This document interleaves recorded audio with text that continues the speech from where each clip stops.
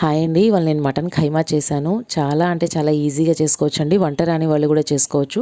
ఒక half KG mutton ఖైమా తీసుకొని శుభ్రంగా క్లీన్ చేసేసి ఒక హాఫ్ స్పూన్ ఉప్పు, పావు స్పూన్ పసుపు వేసేసి బాగా కలుపుకొని, దీంట్లో మనం వాటర్ ఏమీ వేయాల్సిన అవసరం లేదండి. ఈ విధంగా బాగా కలిపేసుకుంటే దానిలో నుంచే వాటర్ వస్తుంది. ఆ వాటర్ అంతా డ్రై అయ్యే వరకు మనం మూత పెట్టేసి ఒక 15 నిమిషాలు ఉడికించుకోవాలి మీడియం ఫ్లేమ్లో పెట్టి.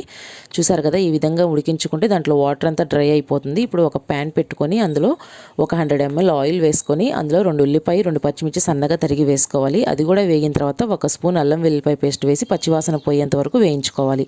ఆ పచ్చివాసన పోయిన తర్వాత మనం ముందుగా ఉడికించి పెట్టుకున్న మటన్ ఖైమా కూడా వేసేసి దోరగా వేయించుకోవాలండి. వేయించుకున్న తర్వాత అందులో కావాల్సిన స్పైసెస్ వచ్చేసి హాఫ్ స్పూన్ ఉప్పు, పావు స్పూన్ పసుపు, ఒక స్పూన్ కారం, ఒక స్పూన్ ధనియాల పొడి, హాఫ్ స్పూన్ గరం మసాలా.